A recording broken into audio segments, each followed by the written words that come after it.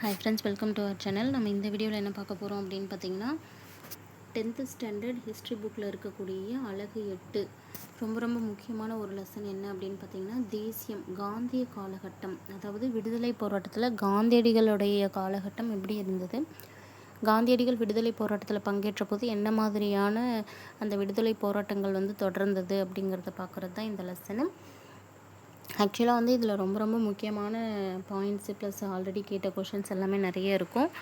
இந்த லெசனை பொறுத்த வரைக்கும் காந்திய காலகட்டம் அப்படிங்கிறது பார்த்திங்கன்னா நமக்கு 2 புக்கில் இருக்கும். ஒன்று 10th ஸ்டாண்டர்டில் ஒரு லெசனில் இங்கே கொடுத்துருக்காங்க, அதே போல் 12th ஹிஸ்ட்ரி புக்கில் ஒரு லெசனில் கொடுத்துருப்பாங்க. ஸோ அந்த 2 லெசனுமே நம்ம முடிஞ்சால் இந்த வீடியோவில் பார்க்கலாம். அப்படி இல்லை அப்படின்னா ஒவ்வொரு 10th இருக்கிற இந்த லெசன் ஒரு வீடியோவிலையும் 12th இருக்கிற அந்த லெசன் ஒரு வீடியோவிலையும் பார்க்கலாம். ஸோ ஃபஸ்ட்டு அறிமுகமில் என்ன கொடுத்துருக்காங்க அப்படின்னா, மகாத்மா காந்தி தென்னாப்பிரிக்காவில் வாழ்ந்த இந்தியர்களின் சமூக உரிமைகளுக்காக சுமார் 20 ஆண்டுகள் போராடிய பிறகு 1915 தாயகம் திரும்பினார். அதாவது காந்தியடிகள் ஒரு வழக்கறிஞராக இருந்திருப்பாங்க. மும்பையில் ஒரு கம்பெனி மூலமாக இவங்க தென்னாப்பிரிக்காவில் அவங்களுடைய வழக்கறிஞர் தொழிலை செய்வதற்காக அங்கே போயிருந்திருப்பாங்க. மகாத்மா காந்தி தென்னாப்பிரிக்காவில் வாழ்ந்த இந்தியர்கள் இருக்காங்க இல்லையா, அவங்களுடைய உரிமைகள் மறுக்கப்பட்டதுனால அவங்களுடைய சமூக உரிமைகளுக்காக கிட்டத்தட்ட 20 வருஷம் போராட்டம் நடத்தி அதன் பிறகு 1915 தாயகம் வந்திருப்பாங்க. அதாவது இந்தியா வந்திருப்பாங்கன்னு சொல்கிறாங்க. கொஷின் எப்படி கேட்பாங்க அப்படின்னு பார்த்தீங்கன்னா, காந்தியடிகள் இந்தியா வந்த ஆண்டு, அதாவது தென்னாப்பிரிக்காவிலிருந்து காந்தியடிகள் எந்த ஆண்டு இந்தியா வந்தார்னு கேட்பாங்க. 1915. இந்திய அரசியலுக்கு புதிய எழுச்சியை அவர் ஏற்படுத்தினார். தென்னாப்பிரிக்காவில் அவங்க பார்த்திங்கன்னா ஆண்கள், பெண்கள், இளைஞர்கள், முதியோர்கள்னு சொல்லிட்டு எல்லாருமே பின்பற்றக்கூடிய ஒரு சத்தியாகிரகம் அப்படிங்கிற வழிமுறையை அவர் அங்கே பயன்படுத்தி இருந்திருப்பார். அடித்தட்டு மக்களாக இருக்கக்கூடியவர்களுக்காக அவங்களுக்கு மேன்மை கிடைக்கணும் அப்படிங்கிறதுக்காக தான் அவங்க மக்களுடைய நல்ல எண்ணத்தை எளிதாக பெற முடிந்தது. இந்திய தேசிய இயக்கத்தை காந்தியடிகள் எப்படி மடைமாற்றம் பெற வைத்தாங்க அப்படிங்கிறது, அதாவது இந்திய தேசிய இயக்கம் எப்படி காந்தியடிகள் வந்த பிறகு மடைமாற்றம் செய்யப்பட்டது அப்படிங்கிறத நம்ம இந்த லெசனில் பார்க்குறோம். காந்தியடிகளும் மக்கள் தேசியமும் அப்படின்னு பார்க்குறதுல காந்தியடிகள் எவ்வாறு உருவாகுறாங்க அப்படிங்கிற மாதிரி கொடுத்துருப்பாங்க. குஜராத்தில் போர்பந்தரில் ஒரு வசதியான குடும்பத்தில் 1869 அக்டோபர் 2ஆம் தேதி மோகன்தாஸ் கரம்சந்த் காந்தி பிறந்திருப்பார். ஸோ அவங்களுடைய அப்பா காபா காந்தி போர்பந்தரில் திவானாக இருந்திருப்பாங்க. அதே போல் ராஜ்கோட்டில் திவானாவும் பொறுப்பு வச்சுருந்துருப்பாங்க. ஃபஸ்ட்டு போர்பந்தரில் திவானாக இருந்திருப்பாங்க அவங்க அப்பா, அப்புறம் ராஜ்கோட்டில் திவானாக இருந்திருப்பாங்க. அவங்களுடைய அம்மா குத்லிபாய். ஆனால் அவங்களுடைய அம்மாவுடைய தாக்கம் தான் பார்த்திங்கன்னா இளைய வயதிலேயே காந்தியுடைய நடவடிக்கையில் நிறைய மாற்றங்கள் கொடுத்துருந்துருக்கும். பதின்ம பள்ளி, அதாவது நாம் இப்போ மெட்ரிகுலேஷன் அப்படிங்கிறது பதின்ம பள்ளின்னு சொல்லுவோம். ஸோ அந்த படிப்பு முடித்த காந்தியடிகள் சட்டம் பயிலணும் அப்படிங்கிறதுக்காக 1888 இங்கிலாந்துக்கு கடலில் பயணம் மேற்கொள்கிறாங்க. 1891ஆம் ஆண்டு ஜூன் மாதம் வழக்கறிஞர் பட்டமும் பெறாங்க. ஸோ 1888 போகிறாங்க. 1891 அவர் ஒரு வழக்கறிஞராக பட்டம் வாங்கிடுறாங்க. அது மட்டும் இல்லாமல் பிரிட்டிஷாருடைய நீதி மற்றும் நியாய முறையில் ஃபஸ்ட்டு ஸ்டார்டிங்கில் இவருக்கு ஒரு நம்பிக்கை இருந்து தான் இந்தியாவுக்கு வராங்க.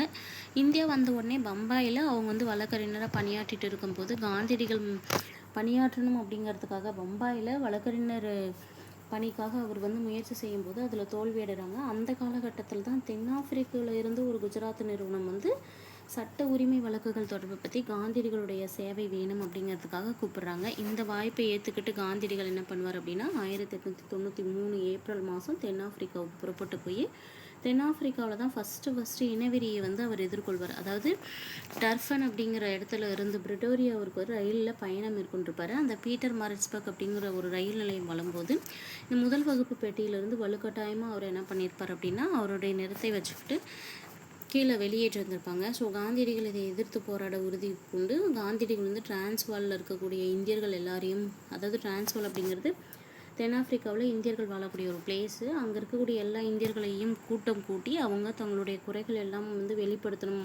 வெளிப்படுத்தி கலையணும் அப்படிங்கிறதுக்காக ஒரு அமைப்பை ஏற்படுத்த அறிவுறுத்துறாரு. அது போராட்ட கூட்டங்களை தொடர்ந்து இது மாதிரியான நிறைய கூட்டங்கள் நடத்தும் போது நாட்டுடைய சட்டங்களை மீறும் விதமாக நடந்த நிறைய அநீதிகள் தொடர்பாக நிர்வாகத்தினருக்கு மனுக்கள் கொடுக்குறாரு. டிரான்ஸ்வாலில் இருந்த இந்த இந்தியர்கள் இருக்காங்க இல்லையா, அவங்க தலைவரியாக 3 பவுண்டுகள் செலுத்த வேண்டியதாக இருந்தது. அவங்களுக்குன்னு குறிப்பிட்ட பகுதிகளை விற்று வேறு இடங்களில் அவங்க நிலத்தை சொந்தமாக வச்சுக்க முடியாது. அவங்களுக்கு ஒரு இடம் கொடுத்துருக்காங்கன்னா அந்த இடத்த தவிர்த்து அவங்க தென்னாப்பிரிக்காவில் வேறு இடங்களில் எங்கேயும் நிலம் வாங்க முடியாது. அதே போல் நைட் டைமில் 9 மணிக்கு மேலே யாருடைய அனுமதியும் இல்லாமல் வெளியிடங்களுக்கு வந்து அவங்களால போக முடியாதுங்கிற மாதிரி இருந்தது. இந்த மாதிரியான நியாயமற்ற சட்டங்கள் எல்லாம் எதிர்த்து அவங்க போராடிட்டே இருக்காங்க. காந்தியடிகளுக்கு டால்ஸ்டாய், ஜான் ரஸ்கின் இவங்களுடைய எழுத்துக்களோட அறிமுகம் அதிகமாக கிடைச்சிது. ஸோ காந்தியடிகளுக்கு வந்து டால்ஸ்டாய் மற்றும் ஜான் ரஸ்கின் அவங்களுடைய புத்தகங்கள் வந்து கிடைக்கும்போது கடவுளின் அரசாங்கம் முன்னில் உள்ளது அப்படிங்கிற டால்ஸ்டாயோடைய புத்தகம், ஆண்டு திஸ் லாஸ்ட் அப்படிங்கிற ஜான் ரஸ்கின் எழுதிய புத்தகம், தாரோவுடைய சட்டமறுப்பு, இந்த புத்தகங்கள் தான் காந்தியடிகள் வந்து பெரும் தாக்கத்திற்கு ஆளாகிறாங்க. ஸோ இந்த 3 புத்தகங்களும் கண்டிப்பாக கேட்பாங்க. கடவுளின் அரசாங்கம் முன்னில் உள்ளது அப்படிங்கிறது யாருடைய புத்தகம் அப்படின்னு பார்க்கும்போது டால்ஸ்டாயோடைய புத்தகம். அண்டு திஸ் லாஸ்ட் அப்படிங்கிற புத்தகம் ஜான் ரஸ்கின் அவர்களுடைய புத்தகம். அதே போல் தாரோ அவர்கள் எழுதிய சட்டமறுப்பு, இந்த புத்தகங்களால தான் காந்தியடிகளை அதிகமாக வந்து ஈர்க்குதுன்னு வச்சுக்கோங்களேன். ரஸ்கின் அவங்களால பெரிதும் ஈர்க்கப்பட்ட காந்தியடிகள் வந்து என்ன பண்ணுறாரு அப்படின்னா, அதாவது காந்தியடிகளை அதிகமாக ஈர்த்தவர் யார்? ரஸ்கின் தான். ரஸ்கினால் தான் காந்தியடிகள் அதிகமாக ஈர்க்கப்பட்டு ஃபீனிக்ஸ் குடியிருப்புன்னு சொல்லிட்டு 1905லையும், டால்ஸ்டாய் பண்ணை அப்படின்னு சொல்லிட்டு 1910லையும் நிறுவுறாங்க. காந்தியடிகள் ஃபீனிக்ஸ் குடியிருப்பை நிறுவிய ஆண்டு 1905, டால்ஸ்டாய் பண்ணையை நிறுவிய ஆண்டு 1910. இது ரெண்டுமே உருவாக்குறதுக்கு காரணம், இந்த ஃபீனிக்ஸ் குடியிருப்பு மற்றும் டால்ஸ்டாய் பண்ணை ரெண்டையுமே உருவாக்குவதற்கு காரணம் யாருன்னு பார்த்தீங்கன்னா ரஸ்கின் அவர்கள் தான். சமத்துவம், சமூக வாழ்க்கை, செய்யக்கூடிய தொழில் மீது மரியாதை இருக்கணும், அதாவது சமத்துவம் இருக்கும், சமூக வாழ்க்கை மற்றும் தொழில் மீது ஒரு மரியாதை இருக்கணும் அப்படின்னு சொல்லிட்டு இவர் வந்து நிறைய நற்பண்புகள் இருக்கணும் அப்படிங்க ஊக்கப்படுத்தப்படுது. சத்தியாகிரிகளுக்கு வந்து இது எல்லாமே பயிற்சிகளாகவே கொடுக்குறாங்க. தென்னாப்பிரிக்காவில் வந்து ஒரு செயல் உத்தியாக சத்தியாகிரகம் கொண்டு வரப்படுது. காந்தியர்களுடைய உண்மையின் வடிவமாக சத்தியாகிரகத்தை மேம்படுத்துகிறாங்க. காந்தியடிகள் பொறுத்த வரைக்கும் சத்தியாகிரகம் அப்படின்னு சொல்லக்கூடிய உண்மை வடிவத்தை மேம்படுத்துகிறாங்க. நியாயமற்ற சட்டங்களுக்கு எதிராக அமைதியான பேரணிகளை நடத்திய பரப்புரையாளர்கள் எதிர்ப்பு தெரிவிக்கும் விதமாக தாங்களாகவே முன் வந்து கைதாகிறாங்க. ஸோ குடியேற்றம் மற்றும் இன வேறுபாடு ஆகிய பிரச்சனைகளுக்காக போராட அவர் சத்தியாகிரக சோதனைகளை மேற்கொள்கிறார். அங்கேருந்து குடிபெயர்ந்தோர் நிறைய பேர் இருப்பாங்க இல்லையா, அவங்களும் பதிவு செய்து கொள்ளக்கூடிய அந்த அலுவலகங்களுக்கு முன்னாடி கூட்டங்கள், ஆர்ப்பாட்டங்கள்லாம் நடத்துகிறாங்க. ஸோ அப்போ பார்க்கும்போது காவல்துறையினர் வன்முறையை வந்து கட்டவிழ்த்து விடுறாங்க. அதாவது அங்கே கூடியிருக்கக்கூடியவங்களை வந்து வன்முறையினால் அவங்களை காயப்படுத்தும் போதும் சத்தியாகிரிகள் எந்தவித எதிர்ப்பும் காட்டாமல் காந்தியடிகள் கூட சேர்ந்து வந்து கைதாகிறாங்க. ஸோ பெரும்பாலும் ஒப்பந்த தொழிலாளர்களாக இருந்து தெருவோர வியாபாரிகளாக மாறிய இந்தியர்கள் எல்லாமே காவல்துறையினுடைய கடுமையான நடவடிக்கையும் பொருட்படுத்தாமல் போராட்டத்தை தான் தொடர்றாங்க. இறுதியாக ஒப்பந்த தொழிலாளர் மேலே இருந்த அந்த தலைவரி ஸ்மட்ஸ் காந்தி ஒப்பந்தத்தின்படி ரத்து செய்யப்படுறது. ₹3 தலைவரி கட்டினாங்களே, 3 பவுண்டு தலைவரி, அந்த தலைவரியானது ஸ்மட்ஸ் காந்தி ஒப்பந்தத்தின்படி ரத்து செய்யப்படுது. இது வந்து தொடக்க காலத்தில். இப்போ இந்தியாவில் காந்தியடிகள் நடத்திய தொடக்க கால சத்தியாகிரகம் அப்படின்னு எடுத்துக்கும்போது, முந்தைய இந்திய வருகைகளின் போது காந்தியடிகள் தான் சந்தித்த கோபால் கிருஷ்ண கோகலே மீது பெரும் மரியாதை கொண்டு அவரையே தன்னுடைய அரசியல் குருவாக ஏற்றார். இதுவுமே ஒரு கொஷின் அடிக்கடி கேட்பாங்க. காந்தியடிகளுடைய அரசியல் குரு அப்படின்னு பார்க்கும்போது கோபால கிருஷ்ண கோகலே தான். அவங்க என்ன சொல்லியிருப்பாங்க அப்படின்னா, அரசியலில் நீ ஈடுபடுறதுக்கு முன்னாடி நாட்டில் இருக்கக்கூடிய எல்லா பகுதிகளுக்கும் போயிட்டு பயணம் மேற்கொள்ளணும்னு சொல்லிட்டு காந்தியை சொன்னதுனால மக்களுடைய நிலையை அவர் தெரிஞ்சுக்கணும் அப்படிங்கிறதுக்காக அவரும் வந்து பயணம் மேற்கொண்டு மக்களுடைய நிலையை பற்றி தெரிஞ்சுக்கிறாங்க. இது மாதிரி ஒரு பயணத்தின் போது தான் தமிழகத்தில் தன்னுடைய ஆடைகளை வந்து விடுத்து சாதாரண வேட்டிக்காக அவர் மாறுவார். ஏன்னா அங்கே வயல் வேலைகள் வந்து செய்கிறவங்க முழுமையான ஆடைகள் எதுவும் இன்றி வேலையை செய்துட்டு இருப்பாங்க இல்லையா, அதை பார்த்து அவர் வந்து தன்னுடைய ஆடைகளை வந்து அரை ஆடைகளாக மாற்றிக்கொள்கிறார். ஃபஸ்ட்டு நடத்தக்கூடிய ஒரு சத்தியாகிரகம் அப்படின்னு பார்க்கும்போது பீகாரில் இருக்கக்கூடிய சம்பரான் பகுதியில் சம்பரான் சத்தியாகிரகம் நடைபெறுது. எதற்காக அப்படின்னு பார்த்திங்கன்னா, அங்கே தீன் காதியா அப்படிங்கிற ஒரு முறையை பின்பற்றிட்டு இருப்பாங்க. இது வந்து பார்த்திங்கன்னா சுரண்டல் முறையில் இந்திய விவசாயிகள் என்ன பண்ணியிருப்பாங்க அப்படின்னா, தங்களுடைய நிலத்தில் 20/3 பங்கு அளவுக்கு அவுரி செடி, அதாவது இண்டிகோன்னு சொல்லக்கூடிய அவுரி செடி பயிரிடணும் அப்படின்னு ஐரோப்பிய பண்ணையாளர்கள் அவங்கள கட்டாயப்படுத்துகிறாங்க. 19ஆம் நூற்றாண்டுடைய கடைசியில் ஜெர்மனிய செயற்கை சாயங்களால் இண்டிகோ அப்படின்னு சொல்லக்கூடிய நீல சாயம் சந்தையில் விற்கப்படுறது குறைஞ்சிக்கிட்டே வருது. அப்போ வந்து சம்பரானில் இண்டிகோ பயிரிட்ட ஐரோப்பிய பண்ணையாளர்கள் நீல சாயம் பயிரிடும் கடமையிலிருந்து விவசாயிகளை விடுவிக்கக்கூடிய தேவையை வந்து உணர்ந்துக்கிறாங்க. அந்த நிலைமையை அவங்களுக்கு சாகமாக பயன்படுத்திக்கிட்டு இந்த கடமையிலிருந்து விவசாயிகளை விடுவிப்பதற்காக சட்டத்துக்கு புறம்பாக நிலுவைத் தொகைகளை வந்து வசூலிக்கிறாங்க, வாடகைகளையும் அதிகப்படுத்துகிறாங்க. இதெல்லாம் எதிர்த்து ஒரு வெடிப்பு உருவாகுது. இந்த வகையில் சிரமங்களை சந்திக்கக்கூடிய அந்த சம்பரானை சேர்ந்த விவசாயிகளாக இருந்த முக்கியமான 2 பேர் பார்த்தீங்கன்னா ராஜ்குமார் சுக்லா மற்றும் இந்த ராஜ்குமார் சுக்லா வந்து காந்தியடிகளை வந்து சம்பரானுக்கு வருமாறு கேட்குறாங்க. சம்பரானுக்கு காந்தியடிகள் போகும்போது அங்கிருந்து உடனடியாக வெளியேறுமாறு காவல்துறையினர் எல்லாமே அவரை வந்து கேட்டுப்பாங்க. ஆனால் அவருக்கு வந்து அதை மறுத்துட்டு வழக்கை சந்திக்கிறேன் அப்படிங்கிற மாதிரியே சொல்லிடுவாங்க. இந்த செய்தி காட்டுத்தீ மாதிரி பரவுது. அப்போ ஆயிரக்கணக்கானோர் அந்த இடத்துல காந்தியடிகளுக்கு ஆதரவாக வந்து கூடுறாங்க. நாடு வந்து ஃபஸ்ட்டு ஒத்துழையாமை இயக்க செயல்முறை படத்தை கற்றுக்கொண்டதாக காந்தியடிகள் தெரிவித்தார். எப்போ அப்படின்னா சம்பரான் சத்தியாகிரகத்தின் போது. சம்ப்ரான் சத்தியாகிரகத்தின் போது நாடு ஃபஸ்ட்டு ஒத்துழையாமை இயக்க செயல்முறை படத்தை கற்றுக்குச்சு அப்படின்னு சொல்லிட்டு காந்தியடிகள் தெரியப்படுத்துவாங்க. இந்தியாவுடைய முதலாவது குடியரசுத் தலைவராக பின்னால் பொறுப்பேற்றவர் தான் ராஜேந்திர பிரசாத். அவங்களும் வழக்கறிஞர் தொழில் தான் செய்து பிரஜ் கிஷோர் பிரசாத் காந்தியடிகளுக்கு துணையாக செயல்படுறாங்க. ஓகேவா, வழக்கறிஞர் தொழிலில் புரிந்த ராஜேந்திர பிரசாத்தும் பிரஜ் கிஷோர் பிரசாத்தும் அவங்களுக்கு துணை புரிகிறாங்க. அதுக்கு பிறகு பார்க்கும்போது துணைநிலை ஆளுநர் வந்து ஒரு குழுவை உருவாக்குறாங்க. காந்தியடிகள் அந்த குழுவில் ஒரு உறுப்பினராக ஆகுறாங்க. இண்டிகோ பண்ணையாளர்கள் வந்து விவசாயிகள் கிட்ட நடக்கக்கூடிய அந்த அடக்குமுறை முடிவுக்கு வரணும் அப்படின்னு சொல்லிட்டு தீன்காதிய முறையை ரத்து செய்யறதுக்கு அந்த குழுவுக்கு பரிந்துரைக்கிறாங்க. அந்த குழுவில் வந்து உறுப்பினரான பிறகு இந்த இண்டிகோ பண்ணையாளர்கள் விவசாயிகள் மேலே ஒரு அடக்குமுறை கொண்டு வராங்க இல்லையா, அதை முடிவு கொண்டு வரணும்னு சொல்லிட்டு தீன்காதிய முறையை வந்து ரத்து செய்திடணும் அப்படின்னு அந்த குழுவில் ஒரு பரிந்துரை செய்கிறாங்க காந்தியடிகள் அவர்கள். ஸோ இதன் மூலமாக சம்ப்ரான் சத்தியாகிரகத்துடைய வெற்றியை தொடர்ந்து 1918 தான் அகமதாபாத் மில் வேலை நிறுத்தம் வருது. 1918 அகமதாபாத் மில் வேலை நிறுத்தம். 1918 கேதா சத்தியாகிரகம் இதுவுமே வருது. காந்தியடிகளை வந்து ஒரு மக்கள் தலைவராக உருவாக்கியது எது அப்படின்னு பார்க்கும்போது அகமதாபாத்தில் நடந்த மில் வேலை நிறுத்தமும் சம்ப்ரானில் நடந்த சத்தியாகிரகம் தான் அவரை ஒரு மக்கள் தலைவராக உருவாக்குது. முந்தைய தலைவர்களை போல மாதிரி இல்லாமல் நாட்டு மக்களை ஒன்று திட்டக்கூடிய பணியில் காந்தியடிகள் தன்னுடைய திறமையை வெளிப்படுத்துகிறாங்க. ரவுலட் சத்தியாகிரகம், ஜாலியன் வாலாபாக் படுகொலை அப்படின்னு பார்க்கும்போது இந்தியர்களுக்கு வந்து உண்மையிலேயே அதிகாரங்களை பரிமாற்றிக்கணும் அப்படிங்கிறதுக்காக 1919 இந்திய அரசு சட்டம் ஏமாற்றத்தை தராங்க. அதாவது 1919 இந்திய அரசு சட்டத்துக்கு முன்னாடியே என்ன பண்ணியிருப்பாங்க அப்படின்னா, சுதந்திரமான ஒரு தேர்தல் வந்து நடக்கணும் அப்படிங்கிறதுக்காக சுதந்திரத்தன்மையை வந்து கேட்டிருந்திருப்பாங்க, இரட்டை ஆட்சி முறை வந்து கேட்டிருந்திருப்பாங்க. ஸோ 1919 இந்திய அரசு சட்டம் ஏமாற்றத்தை அளித்தது. மேலும் அரசர் இருக்காங்க இல்லையா, அவங்களுக்குன்னு சில போர்க்கால கட்டுப்பாடுகள்லாம் இருக்கும், அதை நிரந்தரமாக விரிவுபடுத்தி அமல்படுத்தணும் அப்படின்னு சொல்லி ஆரம்பிச்சுறாங்க. பிடி உத்தரவு இல்லாமல் யாரை வேணாலுமே கைது செய்துக்கலாம், விசாரணை இல்லாமல் யாரை வேணாலும் நம்ம கொண்டு போய் சிறையில் அடைச்சிக்கலாம் அப்படின்னு சொல்லிட்டு காவல்துறையினருக்கு நிறைய அதிகாரங்கள் வந்து ரவுலட் சட்டம் தருது. இந்த சட்டத்துக்கு பேர் வந்து கருப்பு சட்டம் அப்படிங்கிற பேரும் இருக்குது. காந்தியடிகள் இதை எதிர்த்து நாடு தழுவி ஒரு சத்தியாகிரக போராட்டத்துக்கு 1919 ஏப்ரல் 6 அழைப்பு விடுக்கிறாங்க. எந்த நாள் அப்படின்னு பார்க்கும்போது 1919 ஏப்ரல் 6 அழைப்பு விடுக்கிறாங்க. இது அதாவது உண்ணாவிரதம் இருத்தல் மற்றும் பிரார்த்தனையை கூடிய ஒரு அகிம்சை போராட்டமாக இருத்தல் வேண்டும் அப்படின்னு சொல்லிட்டு காந்தி கேட்டிருந்திருப்பாங்க. நாடு முழுவதும் பரவிய தொடக்க கால காலனி எதிர்ப்பு போராட்டமே இதுதான். ரவுலட் சட்டத்திற்கு எதிரான போராட்டம் பஞ்சாப்ல, அதாவது குறிப்பாக பார்க்கும்போது அமிர்தசரஸ் மற்றும் லாகூரில் தீவிரமாகுது. காந்தியடிகள் கைது செய்யப்பட்டதுடன் பஞ்சாபிற்குள் நுழைய விடாமலும் தடுக்கப்படுறாங்க. ஏப்ரல் 9ஆம் நாள் பார்த்தீங்கன்னா டாக்டர் சைஃபுதீன் கிச்லுவும் டாக்டர் சத்யபால் அப்படின்னு சொல்லக்கூடிய 2 முக்கியமான உள்ளூர் தலைவர்கள் போராட்டத்திற்கு தலைமை தாங்கிட்டு வராங்க. அப்போ தலைமை தாங்கினதன் காரணமாக அமிர்தசரத்தில் அவங்க கைது செய்கிறாங்க. ஜென்ரல் டயருடைய கொடுங்கோன்மைன்னு பார்க்கும்போது அமிர்தசரஸில் இருக்கக்கூடிய அந்த ஜாலியன் வாலாபாக்கில் வந்து 1919 ஏப்ரல் 13 ஒரு பொது கூட்டம் வந்து ஏற்பாடு செய்யப்படும். பைசாகி திருநாள் அந்த அன்னைக்கு சீக்கியர்களுடைய அறுவடை திருநாளாக கொண்டாடப்படுகிறது. இந்த கூட்டத்திற்கு ஏற்பாடு செய்யப்பட்டிருந்தது. அதில் ஆயிரக்கணக்கான கிராம மக்கள் அங்கே கூடியிருந்தாங்க. இந்த கூட்டம் பற்றி தெரிஞ்சுக்கிட்ட உடனே அந்த இடத்த வந்து பீரங்கி வண்டியும் ஆயுதமேந்திய வீரர்களோடையும் சேர்ந்து ஜென்ரல் ரெஜினால்ட் டயர் வந்து சுற்றி வளைக்கிறாங்க. உயர்ந்த மதில் சூழல்கள் நிறைய ஹைட்டாக இருக்கு இல்லையா, அமைந்த அந்த மைதானத்துக்கு இருந்த ஒரே ஒரு வழி அப்படின்னு பார்க்கும்போது அந்த வாசல் படி மட்டும்தான்.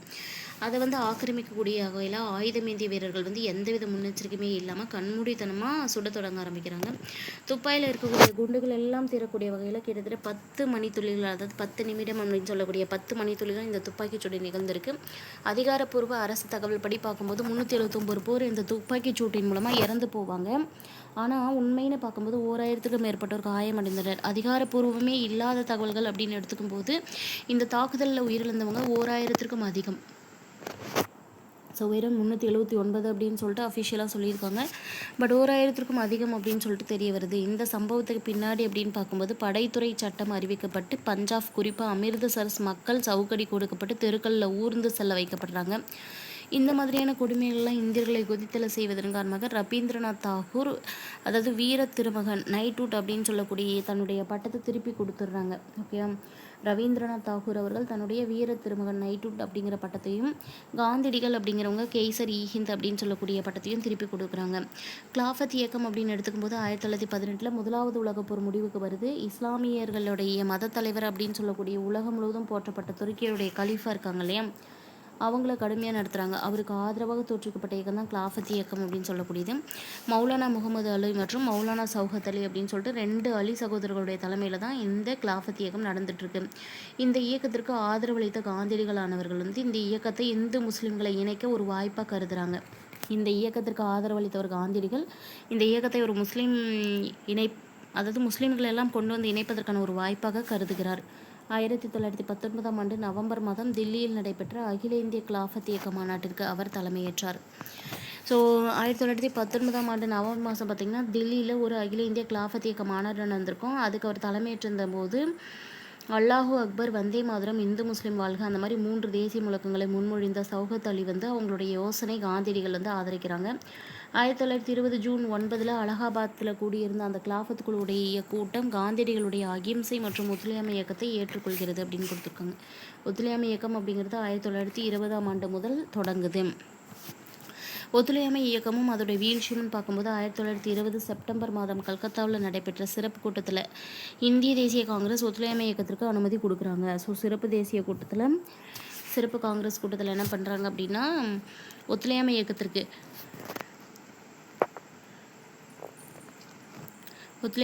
வந்து அனுமதி வழங்கப்படுது. பின்னர் 1920 டிசம்பர் மாதம் அப்படின்னு பார்க்கும்போது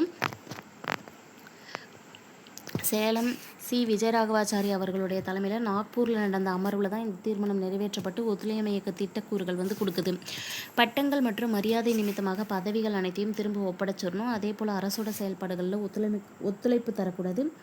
நீதிமன்ற வழக்குகளில் வழக்குரைஞர்கள் ஆஜராகாமல் இருக்கணும். நீதிமன்றத்தில் இருந்து வழக்குகளுக்கு தனியார் மத்தியஸ்தம் மூலமாக தீர்வு காண வேண்டும். அரசு பள்ளிகளை பொறுத்த வரைக்கும் குழந்தைகளும் அவற்றின் பெற்றோர்களும் புறக்கணிக்கப்படுறாங்க. 1919ஆம் ஆண்டு சட்டத்தின் கீழே உருவாக்கப்பட்ட சட்டப்பேரவைகளை வந்து புறக்கணிக்கணும் அப்படிங்கிறது இவங்களுடைய ஒர்க்காக இருந்திருக்கு.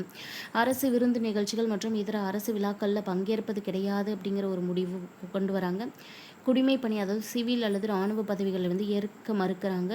அந்நிய பொருள்களின் புறக்கணிப்பு மற்றும் உள்ளூர் பொருள்களுக்கு ஊக்கம் தரும் சுதேசி இயக்கத்துடைய கொள்கைகளை வந்து பரப்புறதுக்காக வெயிட் பண்ணிட்டு இருக்காங்க. ஸோ வரிகுடா இயக்கம் மற்றும் சௌரி சௌரா சம்பவம்னு பார்க்கும்போது 1922 பிப்ரவரி மாதம் பர்தோலியில் வரிகுடா இயக்கம் பிரச்சாரத்தை காந்தியடிகள் வந்து அறிவிக்கிறாங்க. இந்த இயக்கங்கள் ஒரு தேசிய தலைவராக காந்தியடிகளுடைய நல்ல பேரை பெரிதும் மேம்படுத்துது. குறிப்பாக விவசாயிகள் மத்தியில் ஒரு மாபெரும் தலைவராக அவங்க வந்ததுக்கு ஒரு மரியாதை வந்து உணர்த்தினது.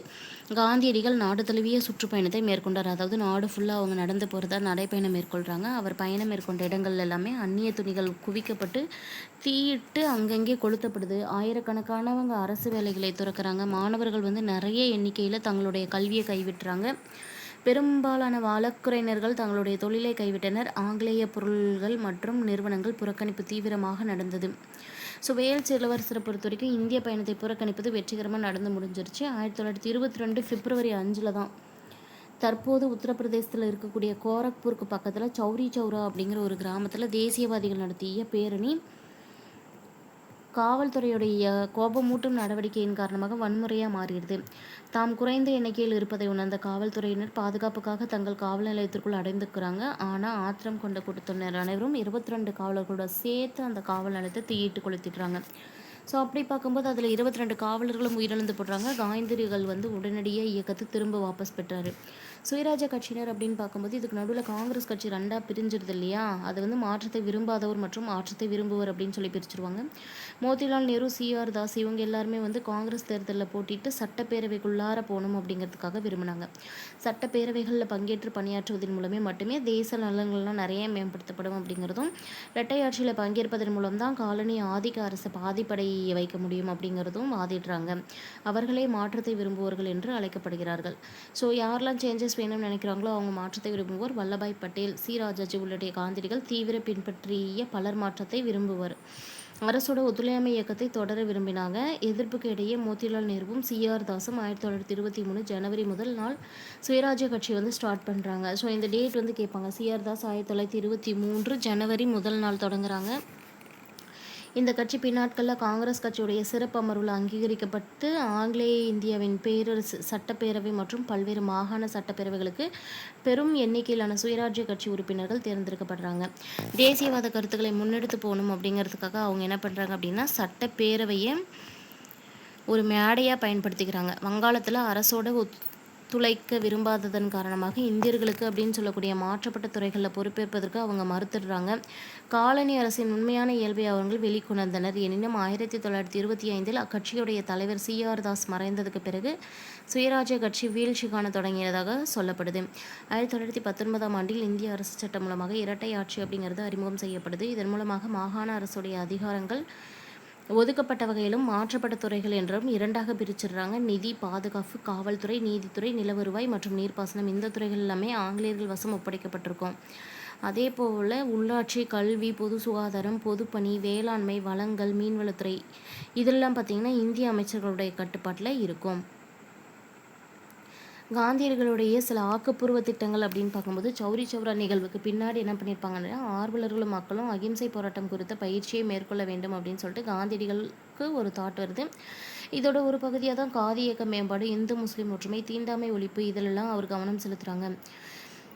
உங்கள் மாவட்டங்களுக்கு செல்லுங்கள், கதர், இந்து முஸ்லீம் ஒற்றுமை, தீண்டாமை ஒழிப்பு ஆகிய பற்றிய செய்திகளை பரப்புங்கள் அப்படின்னு சொல்லி கொடுத்துருக்காங்க. இளைஞர்களை ஒன்று திரட்டி அவர்களை சுயராஜ்யத்தில் உண்மையான வீரர்களாக உருமாற்றுங்கள் என்று காந்தியடிகள் காங்கிரஸாருக்கு ஒரு அறிவுறுத்தல் தராங்க. காங்கிரஸ் உறுப்பினர்கள் கதர் உடுப்பதை அவர் கட்டாயமாக்கினார். அகில இந்திய நெசவாளர் அமைப்பு உருவாக்கப்பட்டது. சைமன் குழு புறக்கணிப்பு. 1927 நவம்பர் 8 இந்திய அரசியல் சாசன சீர்திருத்தங்களுக்கான இந்திய சட்டப்பூர்வ ஆணையத்தினை நியமிப்பதாக ஆங்கிலேயர்களின் அரசு அறிவித்தது. சர்ஜன் சைமன் தலைமையிலான இந்த குழுவில் 7 உறுப்பினர்கள் இடம்பெற்றனர். இது சைமன் குழு என்று அழைக்கப்பட்டிருந்தது. இந்தியர்கள் எவரும் இடம்பெறாமல் அனைவரும் வெள்ளர்களாக இருந்த இந்த குழுவில் இடம்பெற்றனர். இந்தியர் ஒருவர் கூட உறுப்பினராக இல்லாத காரணத்தால் இந்தியர்கள் ஆத்திரமும் அவமானமும் அடைந்தனர். தங்கள் அரசியல் சாசனத்தை நிர்ணயிக்க தங்களுக்கு உரிமை இல்லாத நிலையை கண்டு குதித்தனர். காங்கிரஸ் மற்றும் முஸ்லீம் லீக் உள்ளிட்ட அனைத்து இந்திய பிரிவுகளும் இந்த சைமன் குழுவினை புறக்கணிப்பது அப்படின்னு சொல்லிட்டு ஒரு முடிவுக்கு வராங்க. இந்த குழு சென்ற இடங்களிலெல்லாம் ஆர்ப்பாட்டங்கள் ப்ளஸ் கருப்பு கொடி ஏந்திய மாதிரி சைமனை திரும்பி போ அப்படிங்கிற முழக்கங்கள்லாம் வருது. போராட்டக்காரர்கள் காவல்துறையினரால் கொடூரமாக தாக்கப்படுறாங்க. அவ்வாறு நடந்த ஒரு கடுமையான தாக்குதலில் லாலா லஜபதி ராய் மிகவும் மோசமான முறையில் காயமடைந்து சில நாட்களில் உயிர் விட்டுறாங்க. இந்தியாவிலிருந்து பல்வேறு அரசியல் கட்சிகளை சைமன் குழு புறக்கணிப்பு ஒன்றிணைத்தது. சைமன் குழு முன்மொழிவுகளுக்கு மாற்றாக இந்தியாவிற்கு அரசியல் சாசனம் உருவாக்குவதை குறிக்கோளாக கொண்டு 1928 அனைத்து கட்சி மாநாடு நடைபெற்றது. இந்த கொள்கையின் அடிப்படையில் அரசியல் சாசன வரைவுக்காக திட்டம் வகுக்க மோதிலால் நேரு தலைமையிலான கமிட்டி அமைக்கப்பட்டது. இந்த கமிட்டியின் அறிக்கை நேரு அறிக்கை என்று அழைக்கப்பட்டது. இதில் பரிந்துரை செய்யப்பட்டவை: இந்தியாவிற்கு தன்னாட்சி அந்தஸ்து என்று டொமினியன் அந்தஸ்து, மத்திய சட்டப்பேரவை மற்றும் மாகாண சட்டப்பேரவைகளுக்கு கூட்டு மற்றும் கலவைக்கான வாக்காளர் தொகுதிகளோடு தேர்தல் நடைபெறுகிறது. நெக்ஸ்ட் பாயிண்ட் பார்க்கும்போது மத்திய சட்டப்பேரவை மற்றும் முஸ்லீம்கள் சிறுபான்மையினராக உள்ள மாகாண சட்டப்பேரவைகளில் முஸ்லீம்களுக்கு இடஒதுக்கீடு, அதே போல இந்துக்களுக்கு அவர்கள் சிறுபான்மையினராக இருக்கக்கூடிய வடமேற்கு எல்லை மாகாணங்களில் இடஒதுக்கீடு, பொது வாக்களிப்பு முறையையும் அடிப்படை உரிமைகளுக்கு வழங்கப்படுவது பொது வாக்களிப்பு முறையையும் அடிப்படை உரிமைகளும் வழங்கப்படுவது, மத்திய சட்டப்பேரவையில் இடஒதுக்கீடு வழங்குவது குறித்து ஜின்னா சட்ட திருத்தத்தை கொண்டு வந்தார். 1/3 பங்கு இடங்கள் முஸ்லிம்களுக்கு ஒதுக்கப்பட வேண்டும் என்று அவர் கூறினார். அவரை ஆதரித்த தேஜ் பகதூர் சாப்ரு இது போன்ற பெரும் மாற்றத்தை தராது என்று வேண்டுறாங்க. அப்படி இருந்துமே அனைத்து கட்சி மாநாட்டில் இவை எல்லாமே தோற்று தான் போகுது. பின்னர் ஜின்னாவின் 14 அம்ச கோரிக்கை அப்படின்னு சொல்லக்கூடிய தீர்மானத்தை முன்மொழிகிறாங்க. எனினும் அதுவும் நிராகரிக்கப்படுகிறது. இந்து முஸ்லிம் ஒற்றுமையுடைய தூதராக பாராட்டப்பட்ட ஜின்னா அவர்கள் பின்னர் தன்னுடைய நிலைப்பாட்டை மாற்றிக்கொண்டு முஸ்லீம்களுக்கு தனி நாடு அப்படின்னு வலியுறுத்த ஆரம்பிச்சிடுறாங்க.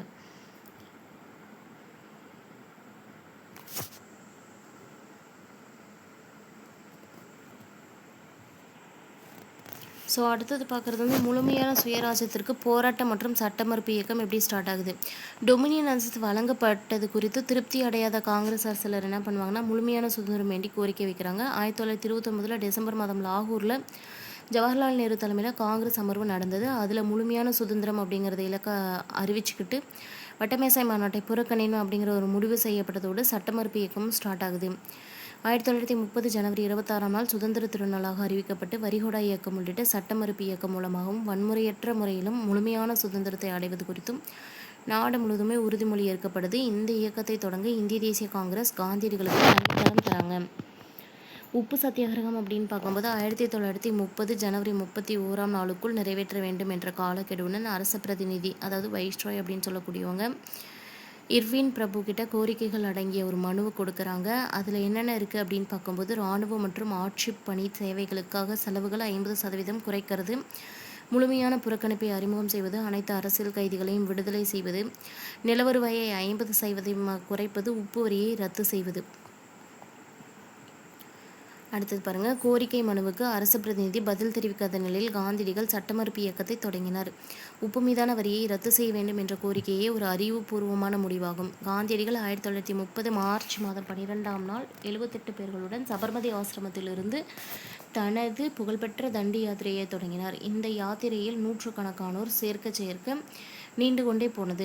காந்தியடிகள் தனது 61வது வயதில் 21வது நாட்களில் 241 மைல் தொலைவு யாத்திரையாக நடந்து சென்றே 1930 ஏப்ரல் 5ஆம் நாள் மாலை தண்டி கடற்கரையை அடைகிறார். அடுத்த நாள் காலை ஒரு கைப்பிடி உப்பை கையில் எடுத்து உப்பு சட்டத்தை மீறினார். மாகாணங்களில் உப்பு சத்தியாகிரகம். தமிழ்நாட்டில் திருச்சிராப்பள்ளியிலிருந்து வேதாரண்யம் வரை இதுவே போன்று ஒரு யாத்திரையை சி. ராஜாஜி மேற்கொண்டார். கேரளா, ஆந்திரா மற்றும் வங்காளத்திலும் உப்பு சத்தியாகிரக யாத்திரை நடந்தன. வடமேற்கு எல்லை மாகாணங்களில் கான் அப்துல் காஃபர் கான் என்பவர் இந்த இயக்கத்திற்கு தலைமையேற்றார். செஞ்சட்டைகள் என்றழைக்கப்பட்ட குடை கிட்மட்கர் இயக்கத்தை அவர் நடத்தினார். காந்தியடிகள் நள்ளிரவில் கைது செய்யப்பட்டு எரவாடா சிறையில் அடைக்கப்படுகிறார்.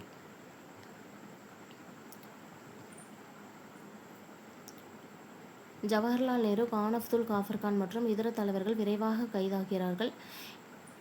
அந்நிய துணிகள் புறக்கணிப்பு, மதுக்கடைகள் முன் ஆர்ப்பாட்டங்கள், வரிகோடா இயக்கம், வனச்சட்டங்கள் பின்பற்றல் மறுப்பது ஆகியன உள்ளிட்ட பல ஆர்ப்பாட்ட நடவடிக்கைகள் பின்பற்றப்பட்டன.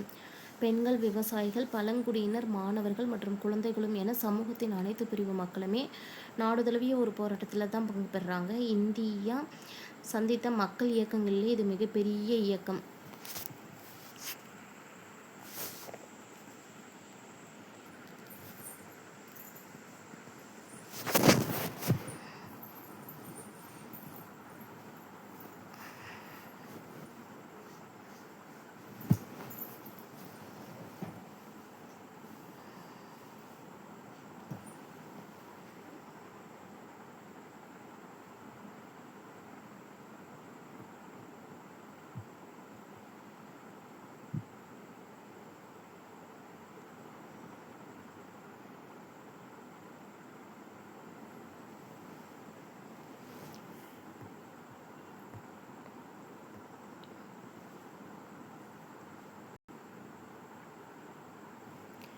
காந்தியடிகளுடைய செய் அல்லது செத்துமடி முழக்கம் அப்படின்னு பார்க்கும்போது, கிறிஸ்து தூதுக்குழுவின் வெளிப்பாடு மிகுந்த ஏமாற்றத்தை கொடுத்தது.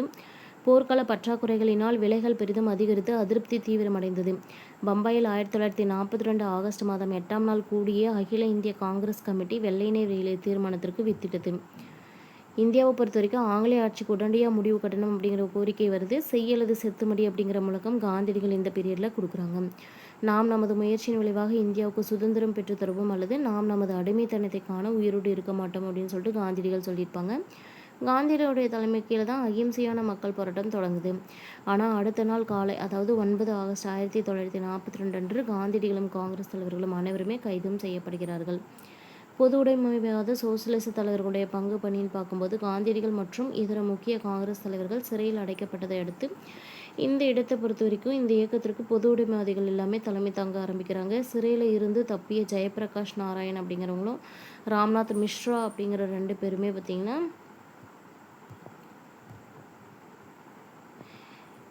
திரைமறைவு வேலைகளில் ஈடுபடுறாங்க.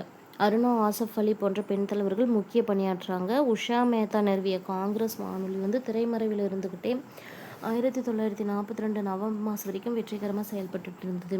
மக்களுடைய வெளிப்பாடுன்னு பார்க்கும்போது, இந்தியாவில் பல பகுதிகளுக்கும் இந்த செய்தி பரவியதை அடுத்து அனைத்து இடங்களிலிருந்தும் ஆங்காங்கே வன்முறை ஆர்ப்பாட்டங்கள்லாம் வெடிக்க ஆரம்பிக்குது. வேலை நிறுத்தங்கள், ஆர்ப்பாட்டங்கள், மறியல்கள் அப்படின்னு சொல்லிட்டு அவங்க எந்த வகையில் தெரிஞ்சிருக்காங்களோ அந்த வகையில் போராட்டத்தை நடத்துகிறாங்க. இரும்பு கரம் கொண்டு அரசு இந்த இயக்கத்தை கட்டுப்படுத்துகிறாங்க.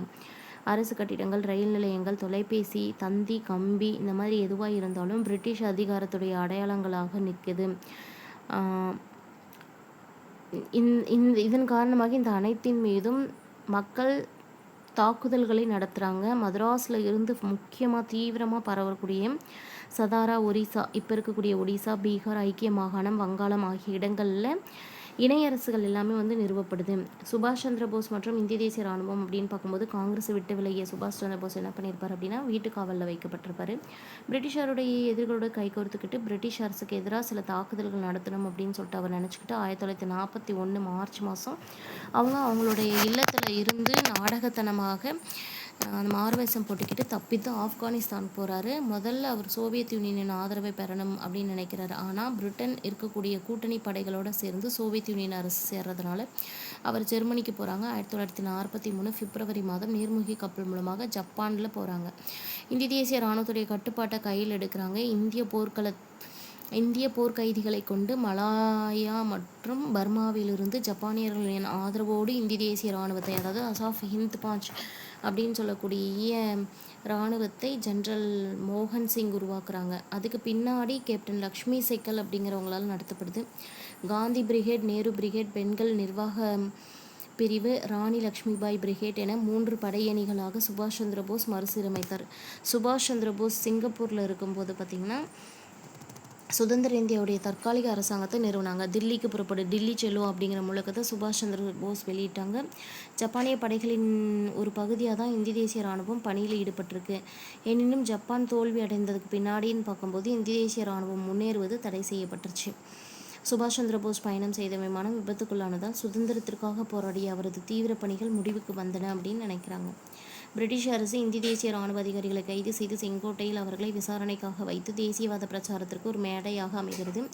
இது விசாரணை அமைந்தது. காங்கிரஸ் அமைத்த பாதுகாப்புத்துறை கமிட்டி ஜவஹர்லால் நேரு, தேஜ் பகதூர் ஷாப்ரு, புலாபாய் தேசாய், ஆசாஃப் அலி ஆகியோரை உள்ளடக்கியதாக இருந்தது. இந்திய தேசிய இராணுவத்தில் அதிகாரிகளுக்கு எதிராக குற்றம் நிரூபிக்கப்பட்டால் கூட பொதுமக்கள் அழுத்தம் கொடுத்ததின் காரணமாக அவர்கள் விடுதலை செய்யப்படுறாங்க. இந்திய தேசிய இராணுவத்துடைய தாக்குதல்கள், அதை சார்ந்த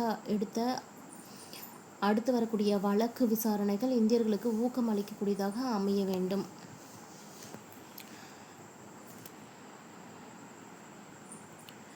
ஸோ இந்த விடுதலையை நோக்கி அப்படின்னு இருக்கக்கூடிய இதில் வந்து பார்த்திங்கன்னா ரொம்ப ரொம்ப முக்கியமான கான்செப்ட் இருக்குது. இதை மட்டும் தனியாக ஒரு வீடியோவில் பார்க்கலாம், நெக்ஸ்ட் வீடியோவில். ஓகேவா? நம்ம சேனலை இப்போ தான் ஃபஸ்ட் டைம் பார்க்குறீங்க அப்படின்னா சேனல் சப்ஸ்கிரைப் பண்ணிக்கோங்க. பக்கத்தில் இருக்கிற பெல் ஐக்கானை கிளிக் பண்ணி ஆல்னு செட் பண்ணி வச்சுக்கோங்க. முடிஞ்ச வரைக்கும் நம்ம சேனலோட லிங்க்கை ஃப்ரெண்ட்ஸ்க்கு ஷேர் பண்ணுங்கள். தேங்க்யூ.